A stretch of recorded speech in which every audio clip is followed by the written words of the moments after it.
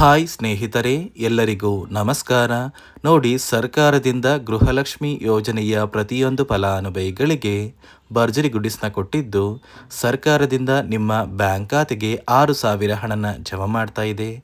ನಾಳೆ ಭಾನುವಾರ ಜೂನ್ 15ರಂದು ಕರ್ನಾಟಕದ 26 ಜಿಲ್ಲೆಗಳ ಪ್ರತಿಯೊಂದು ಫಲಾನುಭವಿಗಳಿಗೆ ಈ 6,000 ಹಣ ಜಮಾ ಆಗ್ತಾ ಇದ್ದು, ಈ ಬಾರಿ ಈ 6,000 ಹಣನ ಸುಮಾರು 1 ಲಕ್ಷಕ್ಕಿಂತ ಅಧಿಕ ಫಲಾನುಭವಿಗಳಿಗೆ ಸರ್ಕಾರ ಕ್ಯಾನ್ಸಲ್ ಮಾಡಿದೆ. ಹಾಗಾದರೆ ಬನ್ನಿ ಸ್ನೇಹಿತರೆ, ಯಾವ ಕಾರಣಕ್ಕೆ ಈ ಫಲಾನುಭವಿಗಳ ಬ್ಯಾಂಕ್ ಖಾತೆಗೆ ಹಣ ಜಮಾ ಆಗ್ತಾ ಇಲ್ಲ ಮತ್ತು ಸರ್ಕಾರದಿಂದ ಯಾವ ಜಿಲ್ಲೆಯ ಯಾವ ಫಲಾನುಭವಿಗಳಿಗೆ 6,000 ಹಣ ಜಮಾ ಆಗ್ತಾ ಇದೆ ಅಂತ ನಾನು ನಿಮಗೆ ತಿಳಿಸ್ಕೊಡ್ತಾ ಇದ್ದೀನಿ. ಅದಕ್ಕಿಂತ ಮೊದಲು ನೀವೇನಾದ್ರೂ ಇನ್ನೂ ಕೂಡ ನನ್ನ ಚಾನಲ್ನ ಸಬ್ಸ್ಕ್ರೈಬ್ ಆಗಿಲ್ಲ ಅಂದರೆ ದಯವಿಟ್ಟು ಪ್ರತಿಯೊಬ್ಬರು ಚಾನಲ್ನ ಸಬ್ಸ್ಕ್ರೈಬ್ ಮಾಡ್ಕೊಳ್ಳಿ, ಹಾಗೆ ವಿಡಿಯೋಗೆ ಒಂದು ಲೈಕ್ನ ಕೊಡಿ. ಹೌದು ವೀಕ್ಷಕರೇ, ಗೃಹಲಕ್ಷ್ಮಿ ಯೋಜನೆಯ ಪ್ರತಿಯೊಂದು ಫಲಾನುಭವಿಗಳಿಗೆ ಕೊನೆಗೂ ಸರ್ಕಾರದಿಂದ ಭರ್ಜರಿ ಗುಡ್ಡಿಸ್ನ ಕೊಟ್ಟಿದ್ದಾರೆ. ಸಾಕಷ್ಟು ದಿನಗಳಿಂದ ಪ್ರತಿಯೊಂದು ಫಲಾನುಭವಿಗಳು ನಮ್ಮ ಬ್ಯಾಂಕ್ ಖಾತೆಗೆ ಯಾವುದೇ ರೀತಿಯ ಗೃಹಲಕ್ಷ್ಮಿ ಯೋಜನೆಯ ಹಣ ಜಮಾ ಆಗ್ತಾ ಇಲ್ಲ ಅಂತ ಪ್ರತಿನಿತ್ಯವೂ ಕೂಡ ಕಮೆಂಟ್ನ ಮಾಡ್ತಾ ಇದ್ರಿ. ಇದೀಗ ಕೊನೆಗೂ ಸರ್ಕಾರದಿಂದ ಸುಮಾರು 25 ಲಕ್ಷ ಫಲಾನುಭವಿಗಳ ಬ್ಯಾಂಕ್ ಖಾತೆಗೆ ಗೃಹಲಕ್ಷ್ಮಿ ಯೋಜನೆಯ 19ನೇ ಕಂತಿನ ಹಣ ಹಾಗೂ 20ನೇ ಕಂತಿನ ಹಣ ಜಮಾ ಆಗಿದ್ದು, ನಿಮ್ಮ ಬ್ಯಾಂಕ್ ಖಾತೆಗೆ 21ನೇ ಕಂತಿನ ಹಣ ಕೂಡ ಜಮಾ ಆಗ್ತಾ ಇದೆ.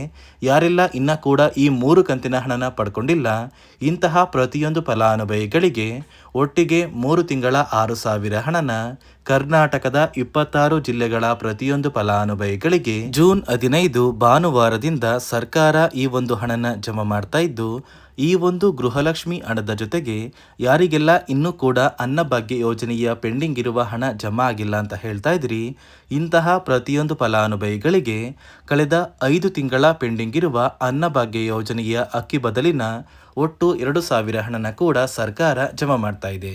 ಅದೇ ರೀತಿ ಈ ಗೃಹಲಕ್ಷ್ಮಿ ಯೋಜನೆಯ ಹಣನ ಈ ಬಾರಿ ಸುಮಾರು 1 ಲಕ್ಷಕ್ಕಿಂತ ಅಧಿಕ ಫಲಾನುಭವಿಗಳಿಗೆ ಸರ್ಕಾರ ಕ್ಯಾನ್ಸಲ್ ಮಾಡಿದೆ.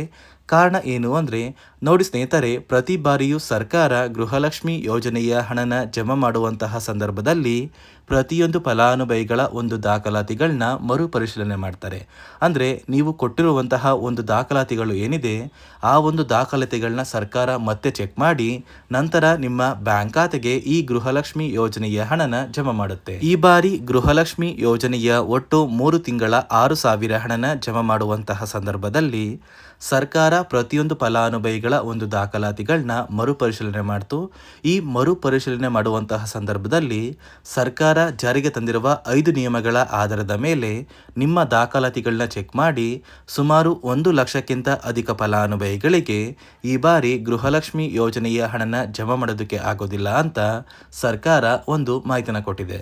ಹಾಗಾದ್ರೆ ಬನ್ನಿ ಸ್ನೇಹಿತರೆ, ಸರ್ಕಾರ ಜಾರಿಗೆ ತಂದಿರುವ ಆ 5 ಹೊಸ ನಿಯಮಗಳು ಏನು ಅಂತ ಕೂಡ ನಾನು ನಿಮಗೆ ತಿಳಿಸ್ಕೊಡ್ತಾ ಇದ್ದೀನಿ. ಅದಕ್ಕಿಂತ ಮೊದಲು ನಾಳೆ ಭಾನುವಾರ ಜೂನ್ 15ರಂದು ಕರ್ನಾಟಕದ ಯಾವ 26 ಜಿಲ್ಲೆಗಳ ಫಲಾನುಭವಿಗಳಿಗೆ ಗೃಹಲಕ್ಷ್ಮಿ ಯೋಜನೆಯ 3 ತಿಂಗಳ 6,000 ಹಣ ಜಮಾ ಆಗ್ತಾ ಇದೆ ಅಂದರೆ, ಮೊದಲಿಗೆ ಬಾಗಲಕೋಟೆ, ಬೆಂಗಳೂರು ನಗರ, ಬೆಂಗಳೂರು ಗ್ರಾಮಾಂತರ, ಬೆಳಗಾವಿ, ಬಳ್ಳಾರಿ, ಬೀದರ್, ವಿಜಯನಗರ, ಚಾಮರಾಜನಗರ, ಚಿಕ್ಕಬಳ್ಳಾಪುರ, ಚಿಕ್ಕಮಗಳೂರು, ಚಿತ್ರದುರ್ಗ, ದಕ್ಷಿಣ ಕನ್ನಡ, ದಾವಣಗೆರೆ, ಧಾರವಾಡ, ಗದಗ, ಕಲಬುರಗಿ, ಹಾಸನ, ಹಾವೇರಿ, ಕೊಡಗು, ಕೋಲಾರ, ಕೊಪ್ಪಳ, ಮಂಡ್ಯ, ಮೈಸೂರು, ರಾಯಚೂರು, ರಾಮನಗರ, ಶಿವಮೊಗ್ಗ, ತುಮಕೂರು, ಉಡುಪಿ, ಉತ್ತರ ಕನ್ನಡ, ಯಾದಗಿರಿ ಮತ್ತು ಬಿಜಾಪುರ ಈ 26 ಜಿಲ್ಲೆಗಳ ಪ್ರತಿಯೊಂದು ಫಲಾನುಭವಿಗಳಿಗೆ ಸರ್ಕಾರ ಗೃಹಲಕ್ಷ್ಮಿ ಯೋಜನೆಯ 3 ತಿಂಗಳ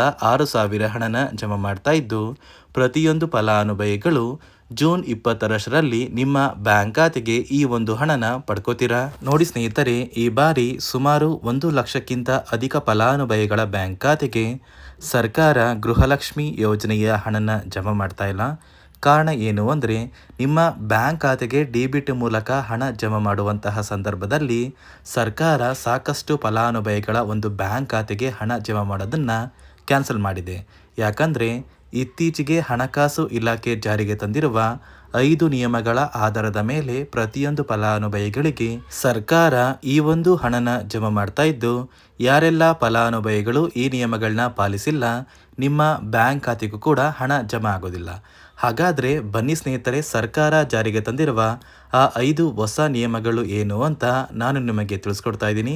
ನೋಡಿ ಸ್ನೇಹಿತರೆ, ಮೊದಲನೆಯ ಒಂದು ನಿಯಮ ಬಂದು ಸಾಕಷ್ಟು ಫಲಾನುಭವಿಗಳು ಹೊಂದಿರುವಂತಹ ಒಂದು ರೇಷನ್ ಕಾರ್ಡ್ ಏನಿದೆ, ಆ ಒಂದು ರೇಷನ್ ಕಾರ್ಡ್ನ ಮನೆಯ ಸದಸ್ಯರ ಪ್ರತಿಯೊಬ್ಬರ ಒಂದು ಆಧಾರ್ ಕಾರ್ಡ್ನ ನಿಮ್ಮ ರೇಷನ್ ಕಾರ್ಡ್ಗೆ ಕಡ್ಡಾಯವಾಗಿ ಲಿಂಕ್ ಮಾಡಿಸ್ಬೇಕು. ಅಂದರೆ ಈ ಒಂದು ಲಿಂಕ್ ಮಾಡಿಸುವಂತಹ ಒಂದು ಪ್ರೊಸೀಜರ್ಗೆ ಸರ್ಕಾರ KYC ಅಂತ ಕರೀತಾರೆ. ನಿಮ್ಮ ರೇಷನ್ ಕಾರ್ಡ್ಗೆ ಇನ್ನೂ ಸಹ KYC ಆಗಿಲ್ಲ ಅಂದರೆ ನಿಮ್ಮ ಬ್ಯಾಂಕ್ ಖಾತೆಗೆ ಸರ್ಕಾರ ಮುಂದಿನ ದಿನಗಳಲ್ಲಿ ಗೃಹಲಕ್ಷ್ಮಿ ಯೋಜನೆಯ ಹಣನ ಕ್ಯಾನ್ಸಲ್ ಮಾಡುತ್ತೆ.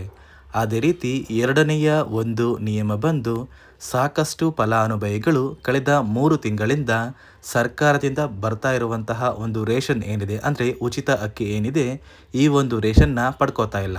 ಒಂದು ವೇಳೆ ಕಳೆದ 3 ತಿಂಗಳಿಂದ ನೀವು ರೇಷನ್ನ ಪಡ್ಕೊಂಡಿಲ್ಲ ಅಂದರೆ ಸರ್ಕಾರ ನಿಮ್ಮ ಬಳಿ ಇರುವಂತಹ ಒಂದು ರೇಷನ್ ಕಾರ್ಡ್ನ ಕ್ಯಾನ್ಸಲ್ ಮಾಡುತ್ತೆ. ನಿಮ್ಮ ರೇಷನ್ ಕಾರ್ಡ್ನ ಸರ್ಕಾರ ಕ್ಯಾನ್ಸಲ್ ಮಾಡಿದರೆ ನಿಮ್ಮ ಬ್ಯಾಂಕ್ ಖಾತೆಗೆ ಗೃಹಲಕ್ಷ್ಮಿ ಯೋಜನೆಯ ಹಣ ಇರ್ಬೋದು ಮತ್ತು ಸರ್ಕಾರದಿಂದ ಬರುವಂತಹ ಒಂದು ಸೌಲಭ್ಯಗಳನ್ನ ನೀವು ಕಳ್ಕೋಬೇಕಾಗುತ್ತೆ. ಅದೇ ರೀತಿ ಮೂರನೆಯ ಒಂದು ನಿಯಮ ಬಂದು ನೋಡಿ ಸ್ನೇಹಿತರೆ, ನಿಮ್ಮ ಬಳಿ ಇರುವಂತಹ ಒಂದು ಆಧಾರ್ ಕಾರ್ಡ್ ಏನಿದೆ, ಆ ಒಂದು ಆಧಾರ್ ಕಾರ್ಡ್ನ ಕಳೆದ 15 ವರ್ಷಗಳಲ್ಲಿ ನೀವು ಯಾವುದೇ ರೀತಿಯ ಒಂದು ತಿದ್ದುಪಡಿನ ಮಾಡಿಸಿಲ್ಲ ಅಂದರೆ ನಿಮ್ಮ ಬ್ಯಾಂಕ್ ಖಾತೆಗೆ ಸರ್ಕಾರ ಗೃಹಲಕ್ಷ್ಮಿ ಯೋಜನೆಯ ಹಣನ ಕ್ಯಾನ್ಸಲ್ ಮಾಡುತ್ತೆ. ಯಾಕಂದರೆ ಸರ್ಕಾರದಿಂದ ಬಂದಿರುವಂತಹ ಒಂದು ಆದೇಶದ ಪ್ರಕಾರ ಪ್ರತಿಯೊಂದು ಫಲಾನುಭವಿಗಳು ಕಳೆದ 15 ವರ್ಷಗಳಲ್ಲಿ ಯಾವುದೇ ರೀತಿಯ ಒಂದು ತಿದ್ದುಪಡಿನ ನಿಮ್ಮ ಆಧಾರ್ ಕಾರ್ಡ್ಗೆ ನೀವು ಮಾಡಿಸಿಲ್ಲ ಅಂದರೆ ಕಡ್ಡಾಯವಾಗಿ ಆದಷ್ಟು ಬೇಗ ನಿಮ್ಮ ಆಧಾರ್ ಕಾರ್ಡ್ಗೆ ತಿದ್ದುಪಡಿನ ಮಾಡಿಸಿ. ಅದೇ ರೀತಿ ನಾಲ್ಕನೆಯ ಒಂದು ನಿಯಮ ಬಂದು ನಿಮ್ಮ ಕುಟುಂಬದ ಒಂದು ವಾರ್ಷಿಕ ಆದಾಯ 7 ಲಕ್ಷಕ್ಕಿಂತ ಕಡಿಮೆ ಇರಬೇಕು. ಒಂದು ವೇಳೆ ನಿಮ್ಮ ಕುಟುಂಬದ ವಾರ್ಷಿಕ ಆದಾಯ 7 ಲಕ್ಷಕ್ಕಿಂತ ಜಾಸ್ತಿ ಇದ್ದರೆ ನಿಮ್ಮ ಬ್ಯಾಂಕ್ ಖಾತೆಗೆ ಸರ್ಕಾರ ಗೃಹಲಕ್ಷ್ಮಿ ಯೋಜನೆಯ ಹಣನ ಕ್ಯಾನ್ಸಲ್ ಮಾಡುತ್ತೆ. ಅದೇ ರೀತಿ ಐದನೆಯ ಒಂದು ನಿಯಮ ಬಂದು ನಿಮ್ಮ ಕುಟುಂಬದ ಸದಸ್ಯರು ಅಥವಾ ಗೃಹಲಕ್ಷ್ಮಿ ಯೋಜನೆಯ ಫಲಾನುಭವಿಗಳು ಯಾರು ಕೂಡ ಸರ್ಕಾರಿ ನೌಕರರಾಗಿ ಕಾರ್ಯನಿರ್ವಹಿಸ್ತಾ ಇರಬಾರ್ದು. ಒಂದು ವೇಳೆ ನಿಮ್ಮ ಕುಟುಂಬದಲ್ಲಿ ಯಾರೇ ಆಗಿದ್ರೂ ಸರ್ಕಾರಿ ನೌಕರರಾಗಿ ಕಾರ್ಯನಿರ್ವಹಿಸ್ತಾ ಇದ್ದರೆ ನಿಮ್ಮ ಬ್ಯಾಂಕ್ ಖಾತೆಗೆ ಗೃಹಲಕ್ಷ್ಮಿ ಯೋಜನೆಯ ಹಣ ಕ್ಯಾನ್ಸಲ್ ಆಗುತ್ತೆ. ಈ 5 ನಿಯಮಗಳ ಆಧಾರದ ಮೇಲೆ ಪ್ರತಿಯೊಂದು ಫಲಾನುಭವಿಗಳಿಗೆ ಸರ್ಕಾರ ಹಣ ಜಮಾ ಮಾಡ್ತಾ ಇದೆ. ಒಂದು ವೇಳೆ ನೀವು ಈ 5 ನಿಯಮಗಳನ್ನ ಪಾಲಿಸಿಲ್ಲ ಅಂದರೆ ನೀವು ಕೂಡ ಗೃಹಲಕ್ಷ್ಮಿ ಯೋಜನೆಯ ಹಣದಿಂದ ವಂಚಿತರಾಗಬೇಕಾಗುತ್ತೆ. ನೋಡಿ ಸ್ನೇಹಿತರೆ, ಇಲ್ಲಿಯವರೆಗೂ ನಿಮ್ಮ ಬ್ಯಾಂಕ್ ಖಾತೆಗೆ ಗೃಹಲಕ್ಷ್ಮಿ ಯೋಜನೆಯ ಯಾವುದೇ ರೀತಿಯ ಪೆಂಡಿಂಗ್ ಹಣ ಬಾಕಿ ಇಲ್ಲ ಅಂದರೆ ಆದಷ್ಟು ಬೇಗ ಪ್ರತಿಯೊಬ್ಬರು ಈ 3 ತಿಂಗಳ 6,000 ಹಣನ ಪಡ್ಕೋತೀರಾ ಅಂತ ಹೇಳ್ದ. ಇದಿಷ್ಟು ಸರ್ಕಾರದಿಂದ ಬಂದಿರುವಂತಹ ಒಂದು ಹೊಸ ಮಾಹಿತಿಯಾಗಿದೆ.